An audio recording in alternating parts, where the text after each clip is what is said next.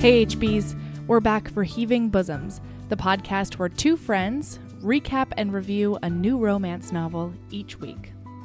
This week, we're continuing with the Christmastime cheer in small town Oregon. Maisey Yates delighted us with Christmastime Cowboy. Get ready for some reconnection, redemption, and sweaty romps. Plus, tons of illumination and giggling by your fearless hosts. Buckle in, bitches.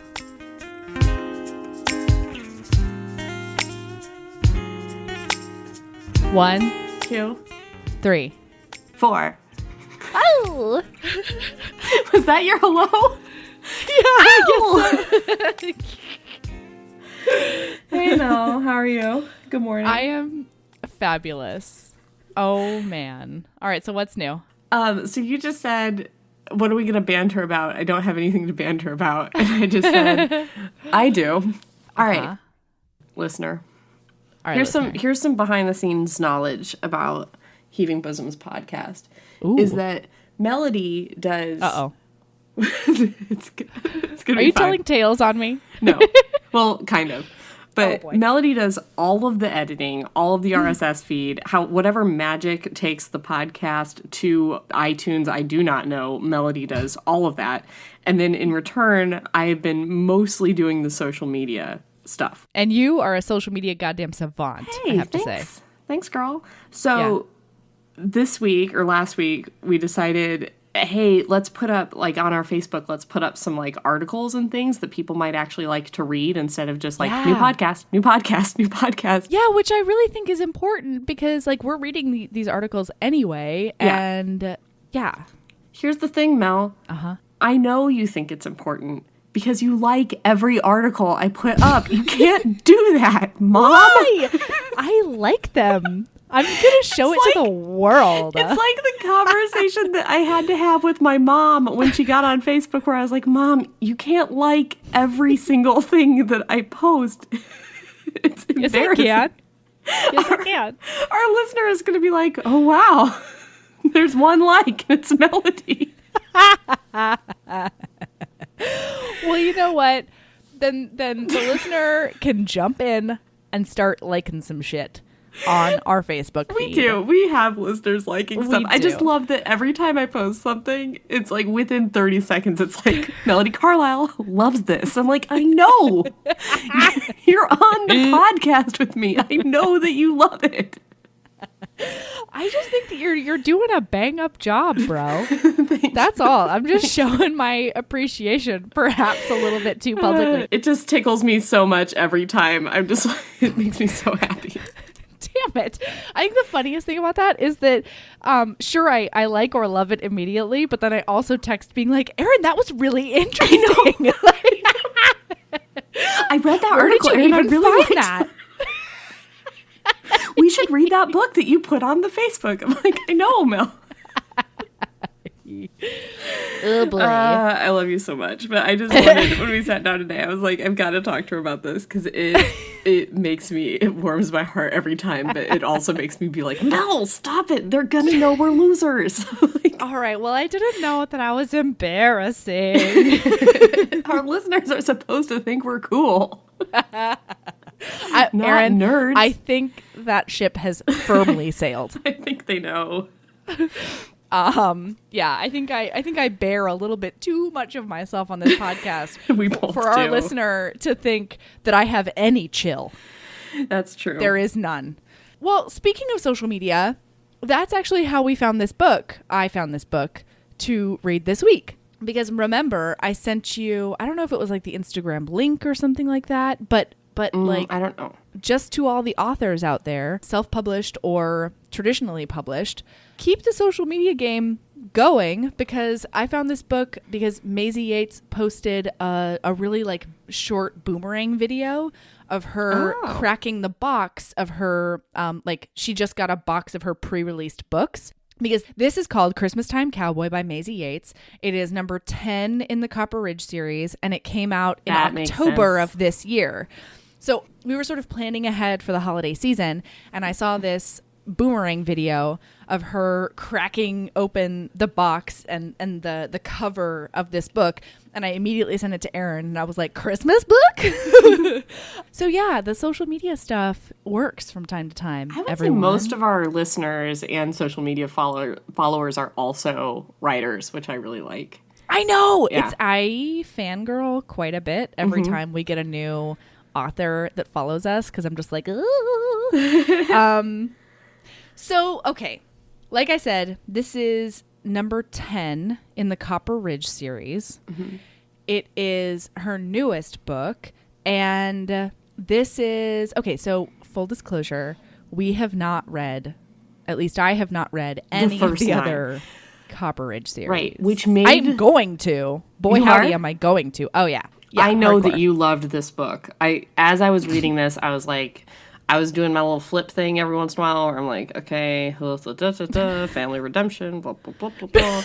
And I was like, catnip for Melody, catnip, blah, blah, blah, blah, blah. And I was just like, Melody is just going to squee all over this book. So that makes sense to me that you're going to read the first 9. Yeah, I mean, I hate to think that I'm so predictable, but really I'm just sort of an open book. So, you know, there's not a whole lot of mystery or intrigue once you get to know me. Okay, but at the very least, I'm going to probably read books 7 through 9 because they are focused on the Donnelly brothers. This is actually the final Donnelly brother that finds his love. The Donnelly brothers have been the focus of the series since book 7, and before that it was like other people in town. And once I really like dug deep into the descriptions, it was really cute because you see a lot of those people throughout this book is like sort of Easter eggs. Like this person who was the subject of book 3 sold them the thing, or like this person is in charge of the parade. And I was like, oh, that's why they named them by name. Because if you read the rest of these as a responsible romance podcaster, you would know.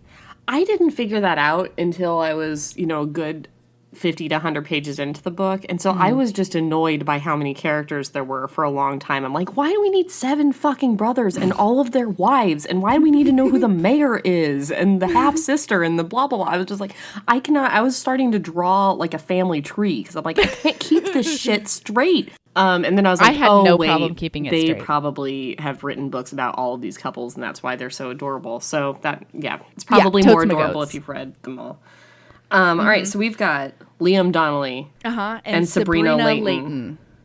Yes. And this book really was catnip for Melody. And it overcame a lot of the shit that I fucking hate in a lot of ways. So that was also, all the thumbs up.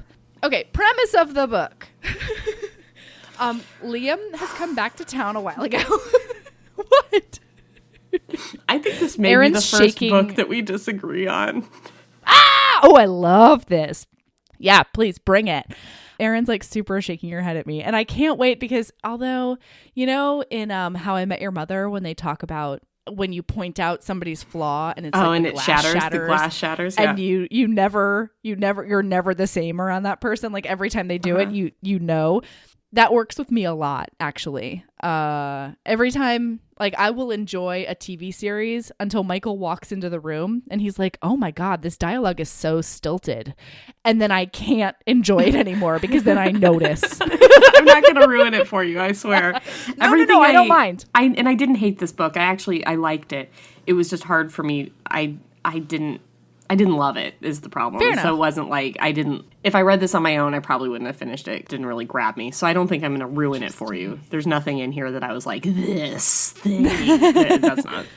Anyway. Okay. So premise is Liam has come back to his family dairy farm after a lot of years because he inherited 25% of it after his grandfather passed. He apparently came back a while ago because he's been a fixture in the rest of his brother's romance novels. And he has approached the owner of the local winery, who is Sabrina's ex-sister-in-law, to do a joint venture where the dairy farm and all their cheese teams up with the winery and all their wine, and they do a tasting room in town for all of the tourists of Copper Ridge, Oregon, which, I mean, just swoon. I'm fanning myself right now. And they're going to open it up like right before Christmas, and they only have like 3 weeks if they want to do this, because they want to do like a grand opening at the like downtown Christmas fair. Extravaganza. Yep. Yeah. So Sabrina she's not the owner of the winery anymore because her father is a fucktard who didn't even consider her for inheriting the winery, and he gave all of the ownership over to her brother, who then signed a really unfortunate prenup where if like whoever the cheating party was in the relationship got everything. So her sister-in-law now owns the winery that's been in her family for like, I don't know if it's generations or if like her parents just started it, but whoopsie on the part of that cheating motherfucker. But Sabrina sided with her sister because she was like, she's one of the best people on the planet, and I can't believe my brother did this to her. And also, I really believe in her vision for the winery, not my dad and brother's vision for the winery. So let's do this. And she goes whole hog. And she's the manager of the current tasting room and like venue where they're now having weddings and functions and all the cool shit that you can do at a gorgeous Oregonian winery. So the first interaction we see is a business meeting between Liam and Sabrina. I almost said Linda and something, some Frankenstein name. And the meeting is stunted and polite. Right. It's very clear they haven't there seen is each history other in 13 years. And something big happened between them. When Liam was in town when he was 20, he worked at the winery as just kind of like a grunt worker, as far as I can tell. And when he... A tattooed tank top wearing... sweat glistening in the sun kind of grunt. Is tank top wearing like a sexy description of a person? I'm just like, sorry. Ew. In any kind of manual labor situation, if I can see more muscles rippling, especially muscles that are covered in tattoos, yes, a tank top is a sexy proposition. All right, fair. So, okay, so he is a sexy tattooed cowboy. So when he was 20 and she was Bad 17, boy. Something happened. But he describes her as being this like wild 17-year-old, like very uninhibited innocent and beauty, and naive and all that. Now she is a tight buttoned up heinous bitch. Like I cannot. She was awful to him. Terrible. She was so mean. Was really she? mean. Yes, Melody. I thought she was mean. polite and professional, but not taking any shit and not... How was she mean? I will He's the find one who it always if said you need me to. cutting... Yeah, please do. Yeah, bring it. Because right. he's the one who always said like inappropriate, cutting, guided remarks that like... Ugh. There were moments where I was like, Liam, maybe you should stop being an asshole. See, I thought that of her almost the whole time, but I didn't highlight any of it. Oh, sad town.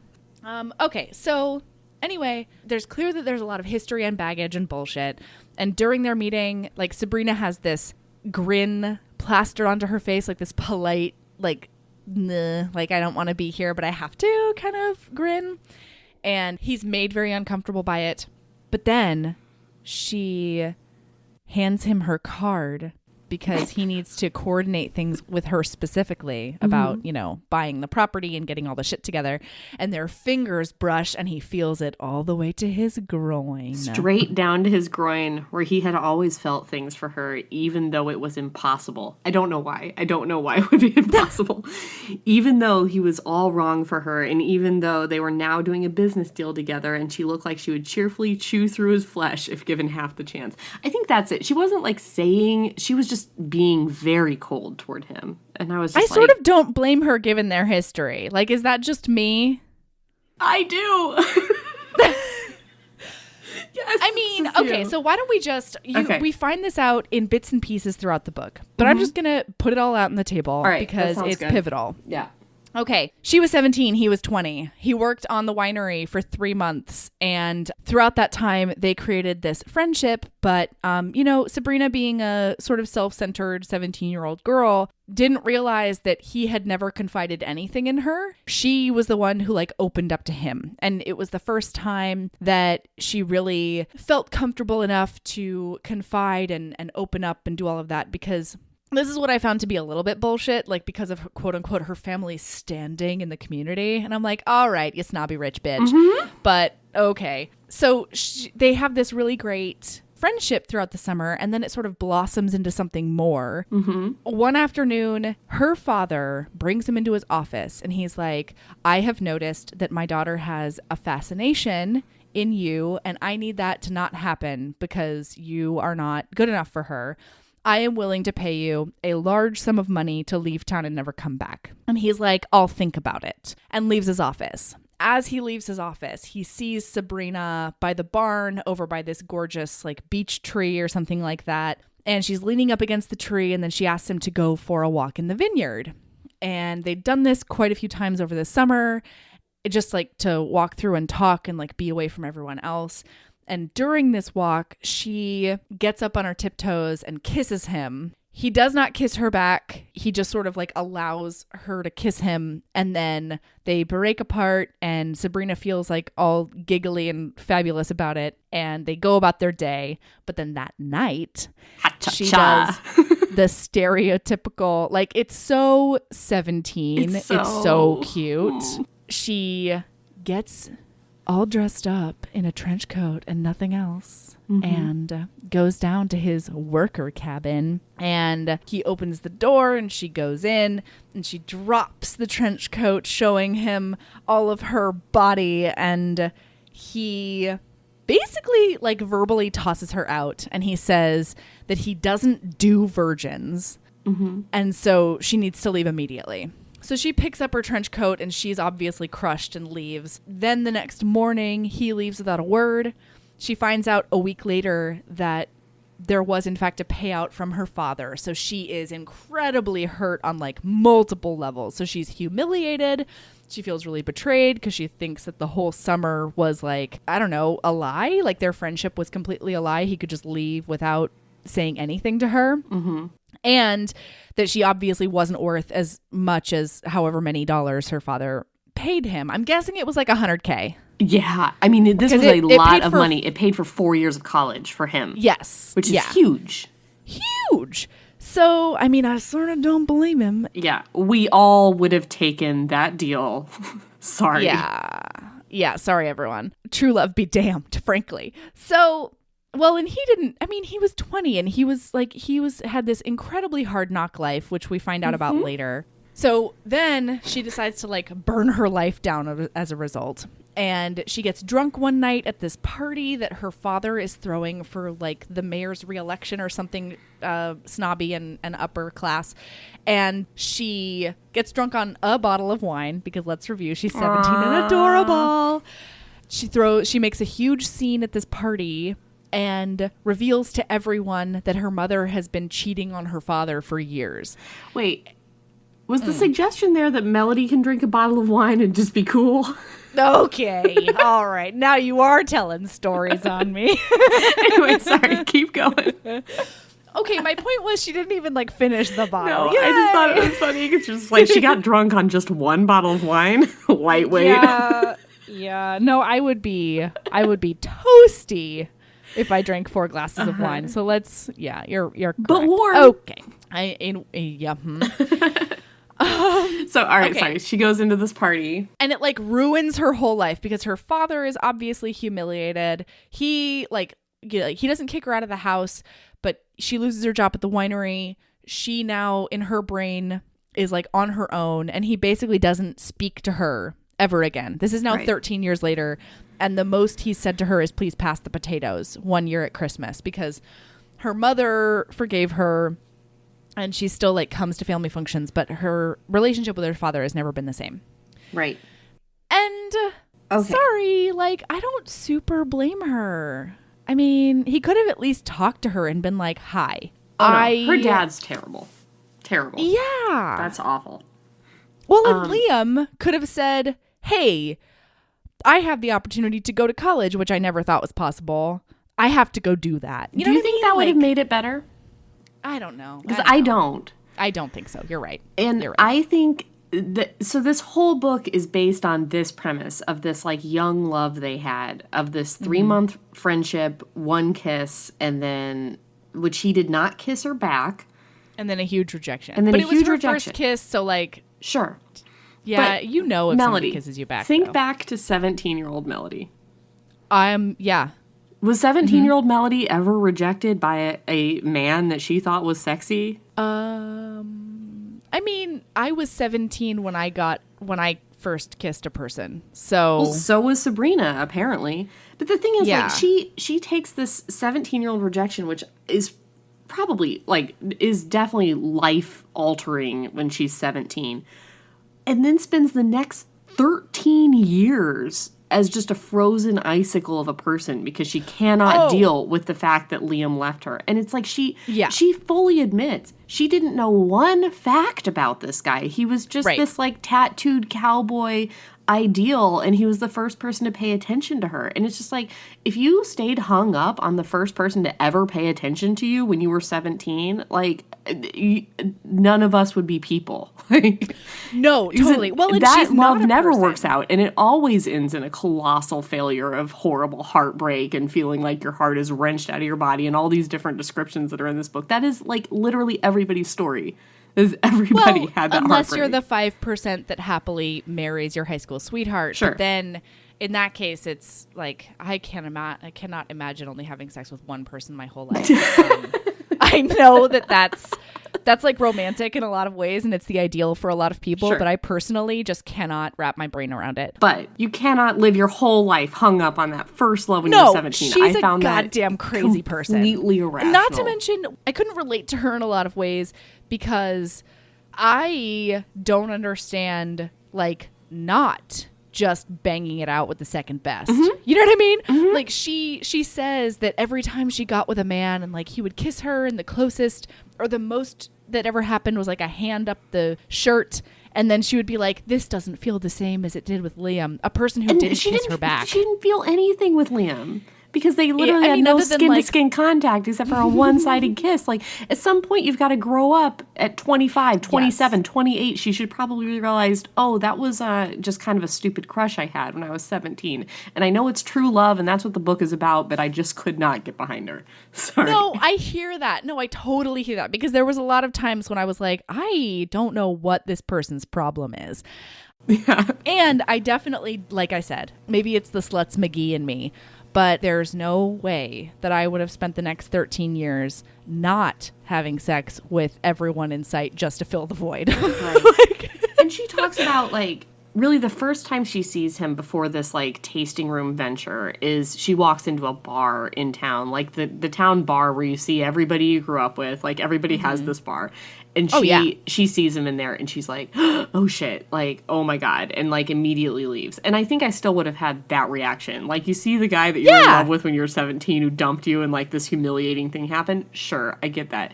But then she spends the next 3 weeks, 4 weeks, whatever it is, just punishing him for leaving. And if this happened to me and that guy turned to me and said, your dad gave me $100K, I would have been like, you know what? I get it. Because I remember 17-year-old me, and she wasn't that great. Right. She wasn't 100K great. No, my vagina is not gold plated. So, but let's review. If I've got the timing right, this had to have been at least 3 years ago, because this is the 4th book. Liam has been in town for, I think, the past like 2 or 3 years. And this whole time, if they see each other on the street, she takes a quick right and like goes down an alley or like crosses the street to get away from him. And I mean, I get that reaction as well, but like at some point, I don't know. Anyway, you got to grow up. So they decided they're going to do this joint venture together, and they start putting it together. And the next day he schedules a viewing of the property. They accidentally run into each other at the local coffee shop because they both want coffee at 6:45 in the morning before their meeting. The fact that she makes was sense. No. She was so surprised by this that I was like, bro, dude, people like to be caffeinated in the morning. But, and this was one place that I made a note about Sabrina being kind of a bitch face. Because Liam orders coffee and she gets a little bit territorial because the girl is like, "Oh, hi, like you're really cute. The barista you're super hot. is You've got nice. a lot of tattoos. I was Like, just you're a hot rancher in town." Uh-uh. Yeah. No, the barista is just sort of a person instead of being an icicle. And on the way to their meeting, Sabrina's like, "That girl was making a fool of herself over you." Oh. And I was like, my note is blame the woman? Harumph. And also, he didn't do anything, though. Like, he was just Yeah, kinda he like, ordered coffee and then doctored his coffee and then they left. he doesn't owe anything to a woman that he, like, soundly dumped 13 years ago. In fact, it was a non-starter. And also, I found a bitchy line. Please Here do. we go. He says, "My sister-in-law is good friends with his wife, both my sisters, blah, blah, blah, so I've got the inside track on that." Like some guy who's going to get the tasting room real estate. One for of them. one of the guys in a previous novel. Right. Her expression turned bland. How impressive. She sounded absolutely unimpressed. He says, It wasn't intended to be impressive, just useful. Her lips twitched like she was holding back a smile, but not a nice smile. Well, aim for what you can achieve, I suppose." He says, "I didn't say I couldn't be impressive if I had a mind to be." And she goes, "That won't be necessary." I'm just like, what are you? Aim for what you can achieve, I suppose? It was like, he's got a guy that can get into real estate. I was just like, what? Why are you such a bitch? Like, I mean, well, because she's trying to get in the jobs she can. I don't know. I mean, Right. I'm not saying it was a good idea. I'm just saying that I was like, all right, girl. Okay, so then my next note is when they're closing the deal. They're going to the credit union to like get the mortgage or whatever. And on the way into the business meeting, they're like, "Oh, Donnelly and Leighton, it's your turn." And so they get up to go in there. And it says, for some reason, instinct something, he reached out and pressed his palm against Sabrina's lower back to guide her toward the office. She stopped like, dead in her tracks, "Don't touch her me." gaze sliding over to him, irritation glittering sharply there. "Do you touch men you're doing business deals with like that? Because I'll tell you, that's some mental image." And I was like, "Go, Get girl, it, girl. set your boundaries." That's right. This reminded me, this was exactly the interaction I had not so long ago. So when you enter a military installation, there's somebody that's standing there that takes your ID. And then if you outrank them, they salute you. And they're all private, so they salute everybody that comes through the gate. Poor guys. So I go up to the thing, I hand the guy my ID, and he says, he told me to smile. Oh, no. I know. No. And he was trying to be friendly. Like, he didn't understand what he was doing. But I was like, I'm sorry. All trying to be friendly. I know. God. I was like, I'm sorry. If I were a male officer, would you tell me to smile? And he was like, no, ma'am. I don't know. I just, you just look sad. And I was like, just say good morning, ma'am. Have a nice day. Salute me, Or and give then me we're a done. reason to smile. Tell me a fucking joke. There is a guy that Otherwise- tells jokes sometimes. He's pretty great. But I That's was fine. like, I was so mad. And then I went to work and I'm like, I work with all men and one woman. And I was like, that motherfucker told me to smile. And all the men were just like, uh-huh. And the woman was like, me too. And I gave him the business.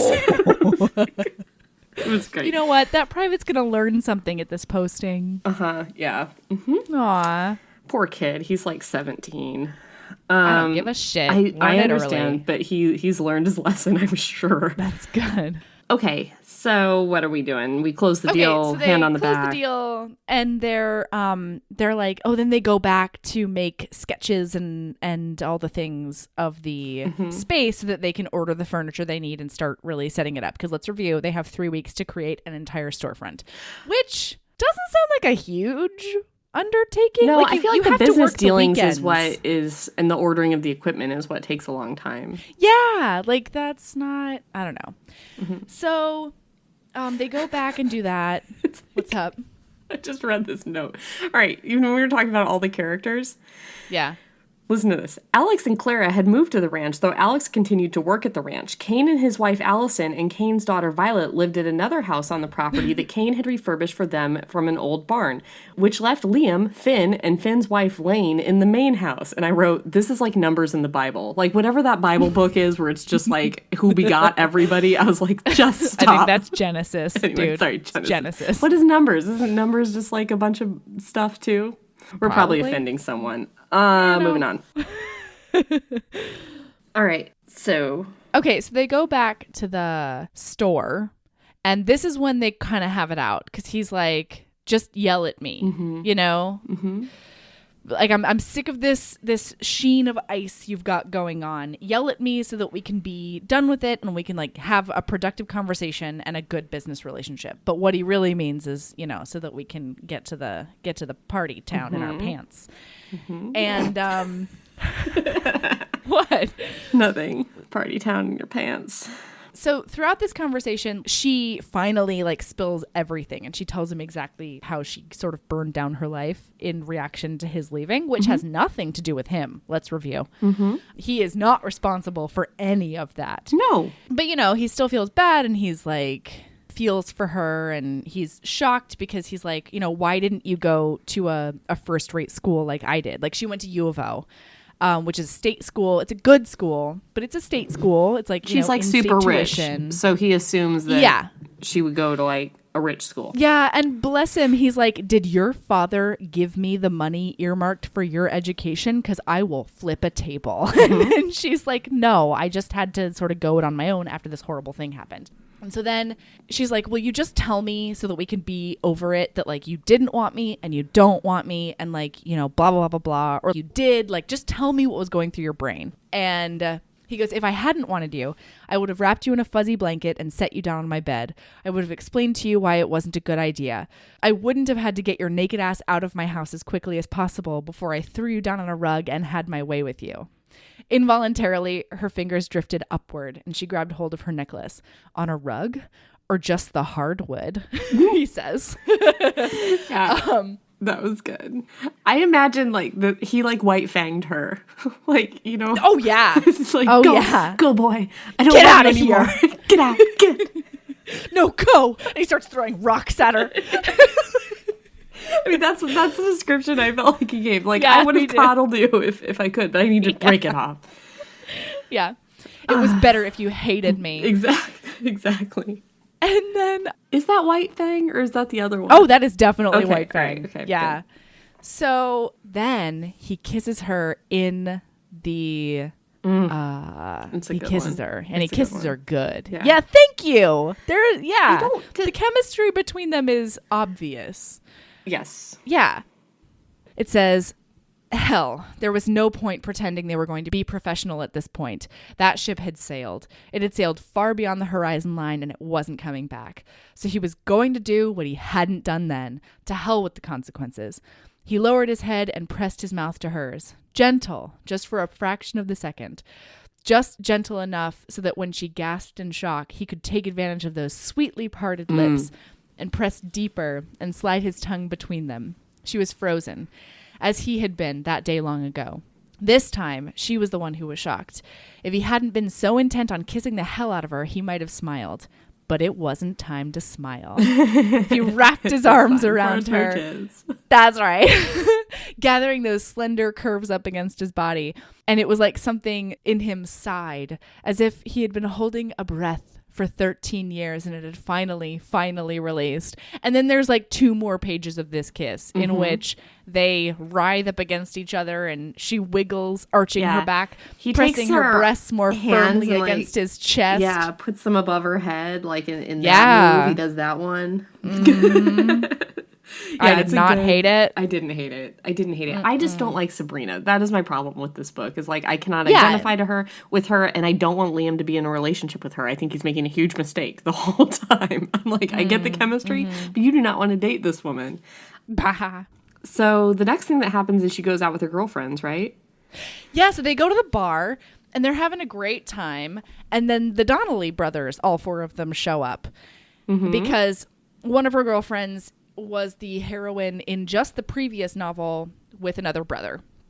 And they have a great time, and I'm guessing that one of her friends, Olivia, is going to be the subject of a later book when she finally gets it together that, like, Bennett is supposed to be with it's side characters, blah. We don't have time for that. So, but part of this is Olivia and Liam are going to play darts. Olivia, Bennett's girlfriend. Yes. And I need to read this internal monologue to you. Yes, please. Yeah, because it's a little bit cray. Uh-huh. Do you want to play darts? Olivia asked Liam. She'll win, Sabrina warned, her chest getting a little bit weird and tight, and she told herself it wasn't jealousy at all. The thought that he might be playing darts with Olivia. Olivia had a boyfriend anyway, and Sabrina had never gotten the impression that she had an extremely active sex life with him, so she imagined she didn't need to worry about anything with Liam, and Liam isn't even her boyfriend, so maybe she shouldn't worry about if he wants to play darts with Olivia, or quote-unquote play darts with her. It's not Sabrina's business. I'm like, whoa, Sabrina, you just she's did off the a chain whole crazy thing there just because he smooched you this afternoon, and now he's going to play darts with one of your friends who's nearly engaged to another man. Yeah. Like, I was just like, what? She is crazy. She is a crazy person. Yeah, no, I hear you. Liam deserves better than whatever this is. Like, I'm sorry. Liam doesn't want better, Erin. Don't tell Liam what he problem. Ugh, it's a problem. It's like that friend that you can see. Don't tell Liam to smile. Yeah, but like, don't tell Liam to smile. Don't you have a friend like this that you're just like, why? No, don't. No, totally. Her. Don't do it. She's crazy. Yeah. So, okay. So then he uses the opportunity because as soon as he's like, yeah, I'll play. She's like, yeah, I'll play too. Like a nutter butter. But she's also crazy because she's like, I'll play darts with you. Maybe he'll touch me. And then he's like, do you need help learning how to throw the dart? And she's like, get the fuck away from me. Do not touch me. And then she's like, but do. But he's like, but do. If I could only muster up the courage to wiggle onto you like a clownfish, I would. But she can't.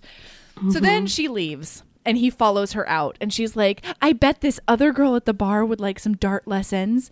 And he's like, I don't want to give her fucking dart lessons. I haven't looked at another woman since I saw you when I came back to town 2 fucking years ago or however long it was. Yeah, she's playing like, so many games with him. Yeah, she knows what's because up. She's dating him. Sabrina stopped evolving at 17. Like, that's the only problem with this heroine is that she really did freeze at 17 and she's playing huge problem. Oh no, I'm sorry. I didn't mean only as in like diminishing it. I mean like that is the crux of her problem is that she just stopped developing at 17. And so, yes, she is playing some insaney pants games with him. And it's kind of a problem. So then she's like, oh, now I have the upper hand because he's admitted that he wants me and only me. And so now I'm going to tell him that I'm not sure. Yeah. I just don't know if we should do anything.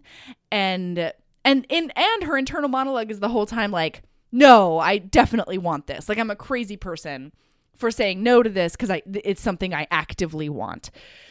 So... Fast forward to the next day. Oh, Liam's no. Because this is where we learn in her internal monologue that she wants to have sex with Liam, but she's never had sex with another man because here's what we have is another virgin. Another out of nowhere virgin. But how does this keep why is this a romance novel trope? This virgin bothered me because she's not a virgin because she chose to be or her morals or it just never happened or, whatever. She's a virgin because she was so hung up on Liam for 13 years, which blows my mind. Like, I just can't imagine if everyone was so hurt by their high school boyfriend that they just remained virgins until he came around, we would have 6 billion virgins on Earth. Like, I don't understand. No, the population would be in trouble. Oh, yeah, right. We would have 12 virgins on Earth, and that's it. Because that would be everyone. Yeah. So, no, I hear you. Okay. So fast forward. He's like, hey, we should work on those pairings. And she's like, sure. So he creates this picnic on the floor of their new retail space. And Very it's fucking cute. Adorable. Yeah, good stuff. And she has 2 glasses of wine and gets tipsy because she has roughly my tolerance. And and so then he kisses her. It's a good kiss. And it's another really good kiss. Because they're reaching for wine glasses to do the pairings. His eyes met hers, then dropped down to her lips, and she felt weightless, breathless. You should have a taste, he said. She reached out, making a move toward the wine glass, but he set it down, moving it out of her grasp, and then leaned forward, resting on his elbow as he brought his lips against hers. If his mouth tasted of wine, she didn't know it, couldn't make any sense of it at all, because the only thing she was aware of, the only thing she tasted, the only thing she was conscious of was Liam. It's good. There's some cheekbone thumbing. There's some kiss deepening, tongue sliding. All the things you get. All the things that make you want to take a man home. And so she says, let's go to Pound Town. And he says, done. There's no curtains. Do you want to put on a show? And she's like, no, come to my house. Also, I can't drive home, so this is really great. And okay, wait. So here's the next part of this that I fucking loved. He's like, "Do you have condoms at your house? Because I have condoms at my house, but I don't have condoms on me." So she says, "Men are supposed to carry them in their wallets," she insisted. Actually, he said, men are not supposed to carry them in their wallets because it's bad for the latex. And let me explain to you a few of the reasons why it's bad for the latex. Oh, no. Okay, first of all. Melody, you said we really had to make this a short podcast, and yet. No, this is sexual health education with Melody. It's another segment that we just pop in. All right. So it's bad for the latex because, one, you can lose track of how old the condom is. And the expiration date can be rubbed off if it's constantly in your wallet. 2, oh my God, you look so bored. I'm honestly, I'm trying to find anything to think about while not listening to you right now. I'm looking around, trying to Okay. There's some books over here. Maybe I could read a little bit. The latex should not be squished as it would be in a wallet in a back pocket, like when men sit. And then 3rd, you also should not carry condoms in your pockets or in your purse or anything because they shouldn't be exposed to differing temperatures, whether cold or hot or going in between the two. So stop carrying condoms on you, everyone. Just do what they do and plan ahead or hit a store on the way. Okay, it's over. So they go to the store and Liam goes to get condoms. And she runs into a person. Oh, shut your mouth. Sorry. I was asleep. So, I woke up. Are we in Pound Town yet? No? Almost. So she runs into a person she knows and they make awkward conversation. And then on the ride to her house. There's so many things that happen because he's going to run in and get condoms and leave. And for some reason, when he gets out of the car, because she's 17, going on 17.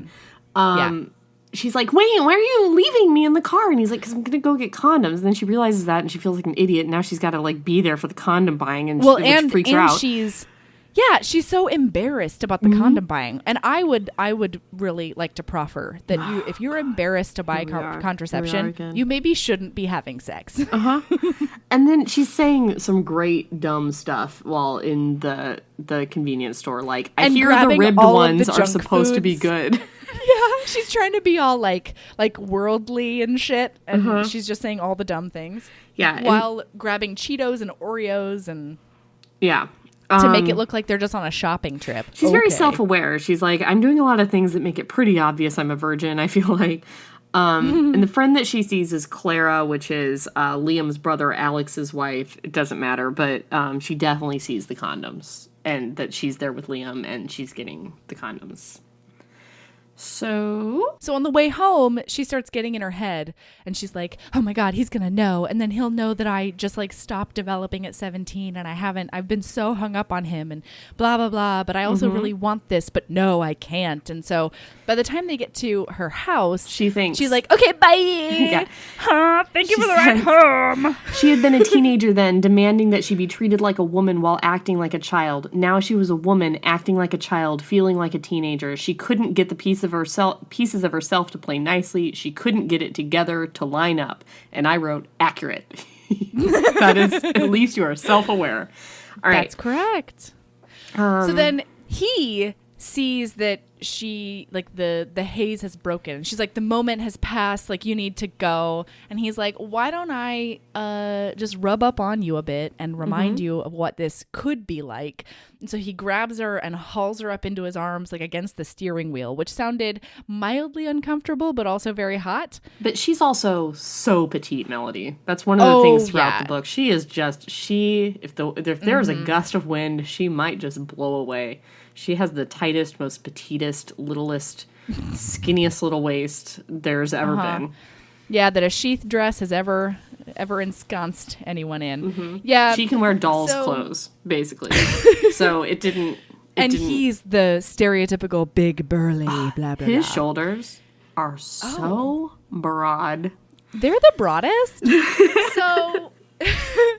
So she gets kissed back to her senses, and she's like, yeah, you're right, and starts fumbling with her keys to open the door. And then when the door finally gets opened, he, like, smooches her again and pulls her up into his arms and almost has the urge to throw her down on the floor, and picks her up. And he's like, where should we go? And then she starts thinking about how messy her house is. And I'm like, girl, knock it off. Yeah, she's like, I'm not prepared for this. There's dishes in my sink and there's underwear on my bathroom floor. And I'm like, yeah, you live alone. Who the fuck cares? Like, he's just thinking about the bed and your pussy. So why don't we just get there? So he takes her into the room and then she has this petite, like, athletic without working out. She's like, my body's not the same as it was when I was 17. And he's like, I know. I may not have seen you naked this time, but, like, I'm liking what you're doing. So it's cool. And she's like, my hips are bigger. And he's like, yeah, in a good way, because you're a woman. And she's like, my boobs aren't as perky. And as a person who just stopped breastfeeding, like, shut your fucking mouth. Okay, so this is when we learn a few more things about Sabrina. So she's naked now. He goes and he does some nipple touching. And she nearly comes based on a nipple touch. And she's like, oh my God, I'm going to come and it's so embarrassing. I'm like, no, you're not. Like, nipple touch, no, that's not a thing. And then... Okay, that's happened to me. What? It's mostly because of, like... We're ready for my favorite segment. TMI with Melody. No. So, you know how, like, orgasms are so mental in a lot of ways. And, like, when you're first having sex with someone and everything is new and bright and shiny and, like, crazy, yeah, that's definitely happening. Right. After the podcast, you're going to have to tell me who this man is. Because we, not at the same time, shared a man. So I feel like... Did we? Yes. No, we didn't. Yeah, we did. We both smooched the same man. Sure. But I know you didn't. Didn't go anywhere more than smooching. I know you didn't. So, here's what I'm saying is, I feel like I likely know whoever this, like, sex god was. I mean, just because we've been friends for 8 years and we know a lot of the same people, sure, we have never, ever shared a man. I want that noted for the record. I just meant that, like, most of the guys you've dated, I know. Yeah, that's you can fine. Cut this. I'm sorry. I'm not mean it like gonna cut it. No. I just meant that we smooched the same guy. Sure, we know most of our exes. Guy. Just because I get really kissy when I'm drunk. Like. All right. Okay. So that's one thing. The other thing is no man has ever seen her naked before. So. Which is I don't get it. We also learned that this is the first penis she's ever seen. So in she's real like, life. Oh, I don't know that that's accurate. No, she said that she has the internet. So, like, she's watched some porn. Okay, I skipped. That must have been during one of my flipping times. Because I was just like, you've never seen a penis? Because she's like, she could see the outline of his arousal clearly through his black boxer briefs. So big, so thick, so much more than she had ever imagined it could be. And I'm like, how do you know? How do you know? Because you've never seen one before. You have nothing to compare this to. Anyway, all right. So then she gives... I actually really liked the sex. Oh, did you? Did you like her very first blowjob? Yep. Okay, all right. I mean, it was enthusiastic. Her very first blowjob is apparently great.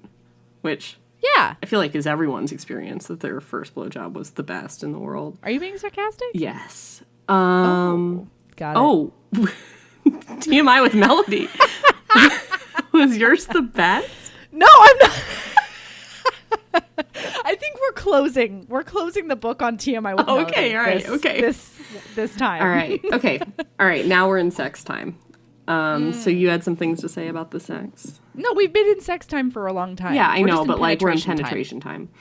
Okay. No, I just liked the whole thing. I liked that, I don't know, it seemed familiar, but also like really new and exciting and, you know, all that One thing shit. I didn't like was she clearly cried out in pain when he first entered her. Oh, yeah. And she was like, ow, eat, ugh. And then he kind of mumbles like, I'm sorry. I'm sorry. And then he's like, God. Bang, bang, bang, bang. I'm like, maybe stop and check to make sure she's cool. Like, yeah. There was definitely, he was definitely intent on ripping through her virginity. Which, yeah, and I mean, she's fine with it. You're so. an Oregonian. Like, she has ridden a horse. She's used tampons. Like, there is no hymen left, I can't imagine. No. But still, you know, the first time still kind of, you know, it hurt. It smarts quite a bit. But yeah, he's just like, nah. I don't really like that she comes via penetration on the first time. Yeah, whatever. Because, sure. I'm sure that's happened to someone. All right. Okay, so the next morning they wake up. No, not the next morning. No. He turns over to get rid of the condom, and she's like, you have a tattoo of me on your back. No, it is moments after they both climax. Oh, yeah. No, they go from Pound Town to Fighty Time in a mere 30 seconds.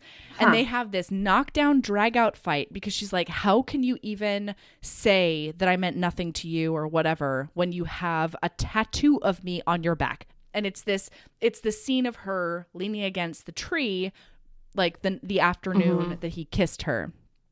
And yeah, so they have this knockdown, drag out fight. It's you know, they say some really awful things to each other, and then he leaves, and what is it, like 3 days before they see each other again? Yeah. Something like that. It's a while, yeah. Or maybe it's the next day. He comes to the winery and she's like, GTFO. No, it's a couple days. And then he comes to the winery because they need to do work and stuff. And then they fight a little bit more. And in the midst of that fight is when he reveals some things about his abusive mother in his childhood. Yeah. That she would lock him in closets and starve him and that kind of thing. Yeah. And so he feels, you know, he's got this childhood impression that he is unlovable and not worthwhile and, you know, like can't maintain a healthy relationship. And so he never wants a family. He never wants a wife. He never wants kids. He never wants anything like that because he doesn't think he's capable of it. And then all of a sudden she kind of like softens towards him and she's like, oh, okay, I don't think of you in a bad way anymore. And he says, what, because you feel sorry for me now? And I really liked her answer, which was, yeah, kind of, because that's accurate. And she wasn't like, oh, no, I don't feel sorry for you. Like, that is why she is like, oh. Well, and it contextualizes him taking the payoff. Because in her rich girl brain, she's like, why was I not worth them? Like, I wasn't worth more than money to you? And he was like, no, I went without food a lot of times as a kid. I told myself I was going to make my life better. And this was the launching pad with which to do that. Like, it wouldn't have happened otherwise. So, like, and it we made think him, of money differently, you spoiled brat.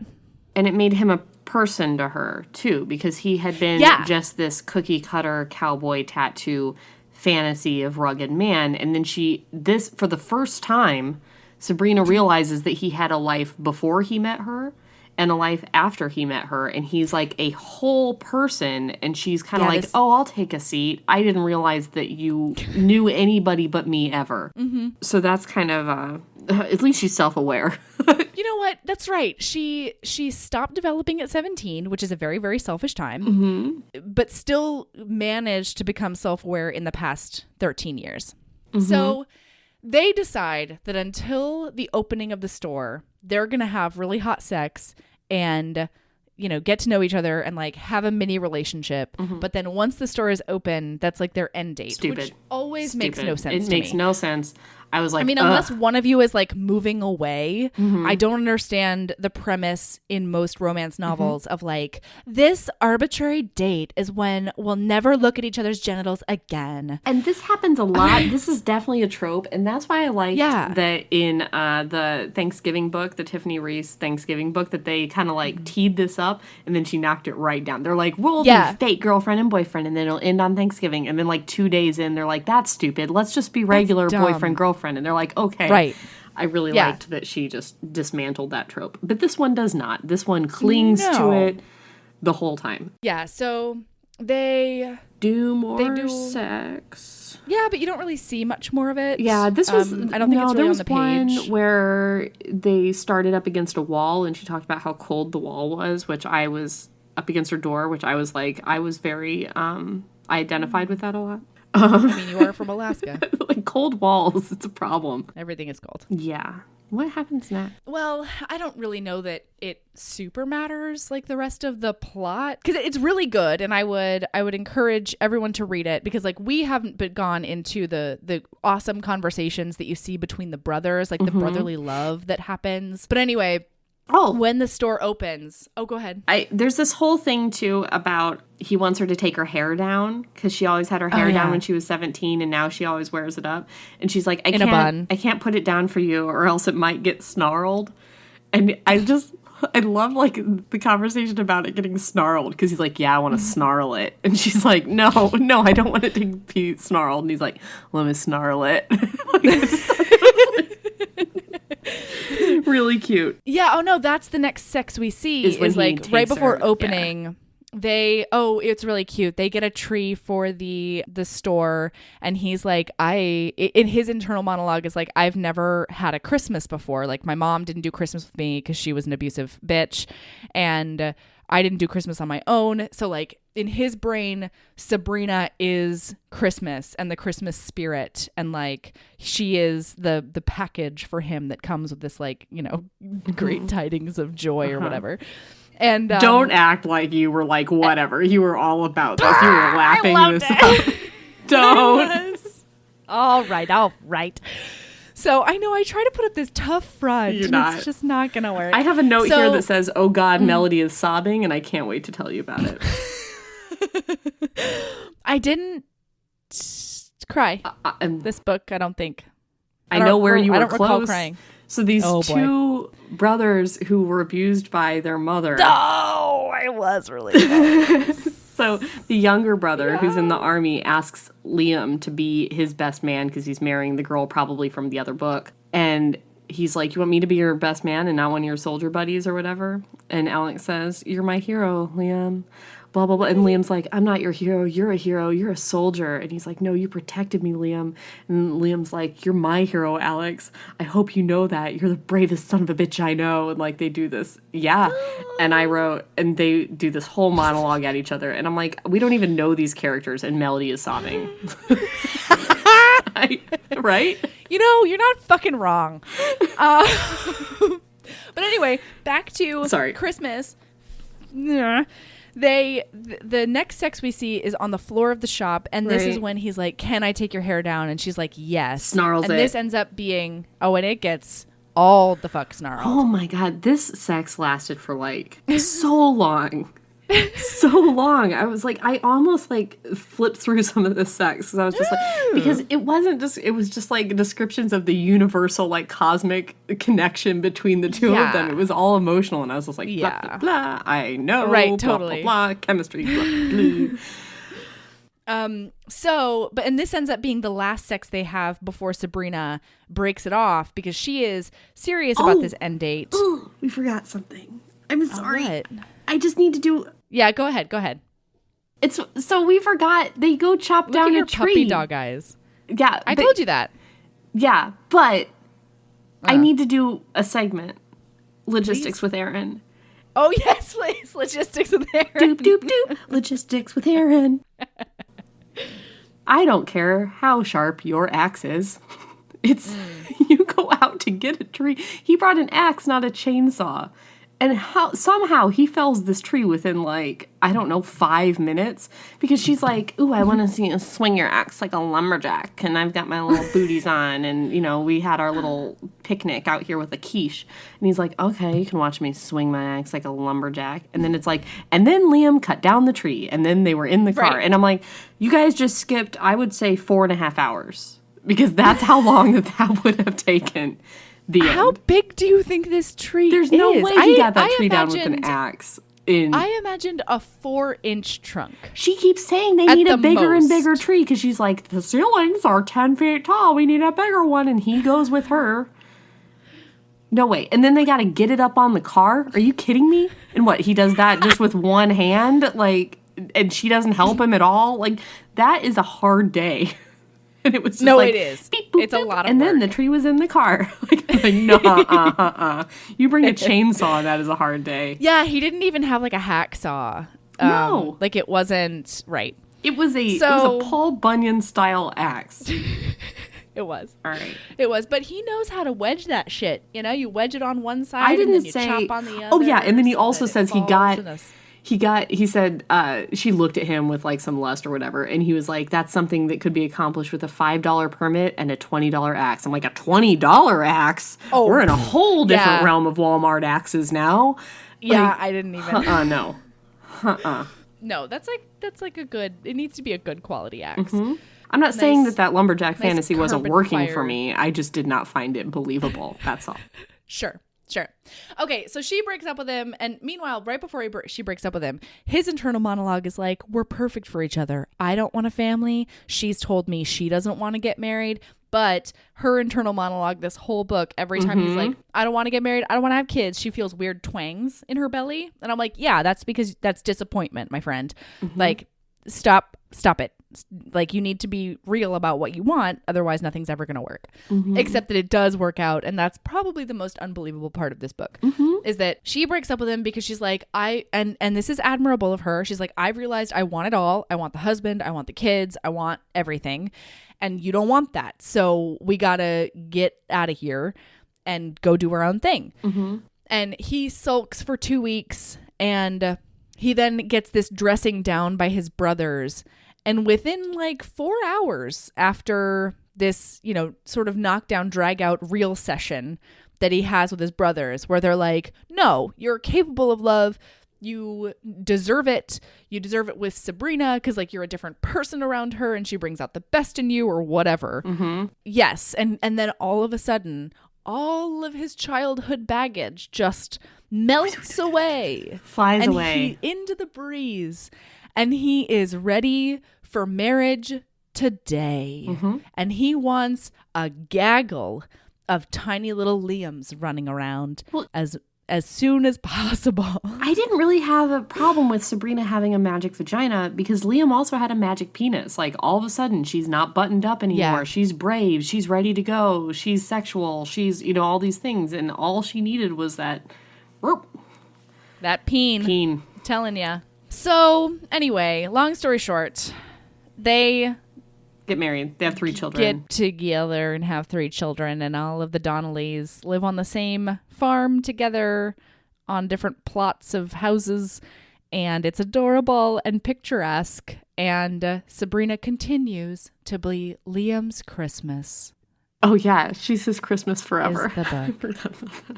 Merry Christmas, HBs. You know what? I liked this book a lot, and I'm going to read all of the other ones. At least the Donnelly brothers.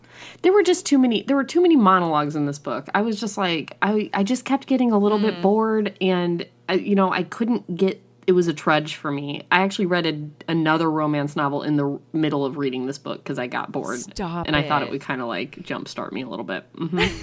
Yeah, I read another O'Malley book in the middle of this Donnelly book. So yeah, I think we should do the O'Malley books soon. Yeah, or one of them. Yeah, but we've got too many reader recommendations we've got to do. I know. Our whole January is about back. it. Oh, you know what? Our lives are so hard that our listeners are engaging us and they want us to read books they recommend. I know. Can I tell you, it's the best problem to have in the whole wide world. Thank you, listener.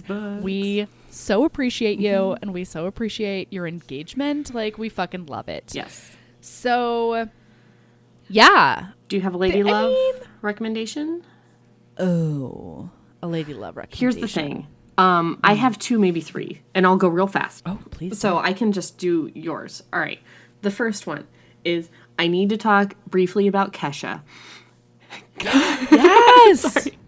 So some girlfriends and I were Oh my hanging God, out. wait. Can I pause you real quick? Uh-huh. The other day in the car, Michael and Ember and I were driving around. A Kesha song came on, and all of a sudden, Michael looks over and says, "Are you sobbing?" Uh-huh. because her prayer came on. Praying. And praying, yes.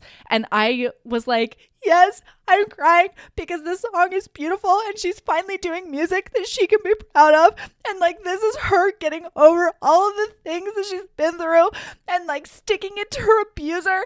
And she's been through so much and I'm just crying. And I was like, just sobbing in the car. I went from getting bagels, I mean, like 0 to steel magnolias, as Tanya says.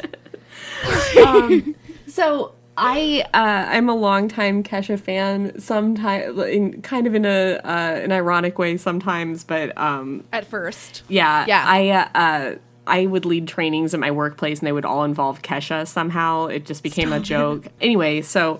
But Kesha's whole album, the album that came out this year, it's not just praying. It's the whole album is really, really, really good. Really good. She's got country songs. She's got a duet with Dolly Parton on there. She's got like, oh my God. And they're all feminism songs. Every single one is like a get your shit done. And this Time magazine thing that came out and didn't include Kesha, and we were all so pissed about that. And then like here's the thing, listen to that Kesha album. It's a lady love situation, self-love situation, and she better get that Grammy. So there we go, Kesha.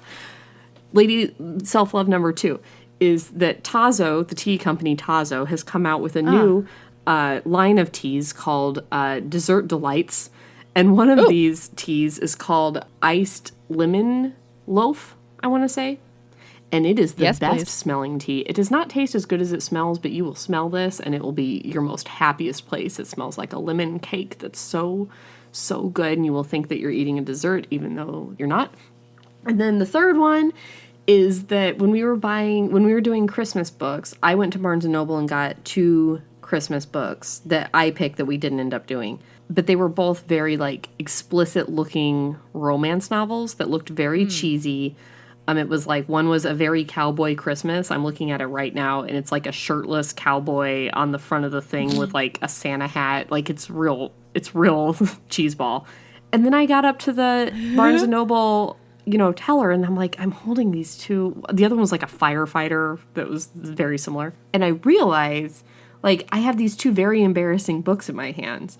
And whenever I've bought a romance novel in the past, I found like oh, these are gag gifts or whatever. But no, I love romance novels and they're not embarrassing and they shouldn't be embarrassing. So I was like, Erin, I like steeled myself. I'm like, you're going to go up to this Barnes & Noble teller and you're just going to look her in the eye and be like, these are my cowboy Christmas sex books firefighter Christmas sex books that I want to read because this is what I like to read.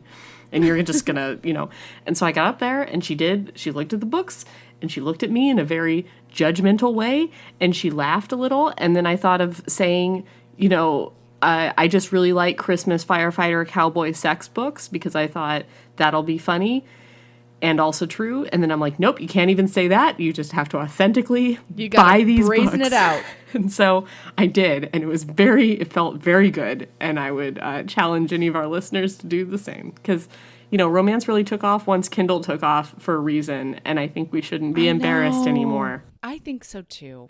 I love that. Anyway, those are my 3 lady love, self-love recommendations. So you don't have to have any. I love that. Oh my God. Thank you. Yes, please. You did a bang up job on all of those. Thanks. Yeah. All right. So you can find us on Instagram at Heaving Bosoms. Email us, heavingbosomspodcast@gmail.com. We are on Facebook and we are now publishing fun, pertinent articles. That is Erin's brainchild. And you will see that they are always liked by Melody Carlisle because I will continue to have no chill forever. Unabashedly so. All right, Mom. And Twitter is heaving_bosoms. Yeah, and I'm just going to share what we share on Instagram, and I don't think there's going to be any original content on Twitter. It's just going to be the same stuff. No, we might tweet back at people. Yeah, but maybe we'll talk to you on Twitter. I'm just saying it's not going to be different know. content necessarily. So just if you prefer Twitter, we'll be there too, talking to you.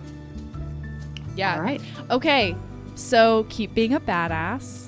And love yourself as much as you love TMI with Melody. Which I do.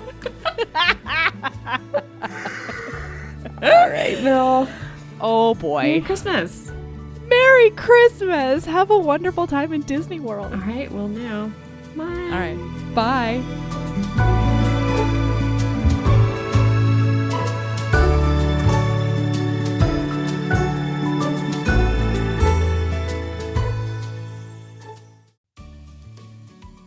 Hey, you. Yes, listener, you.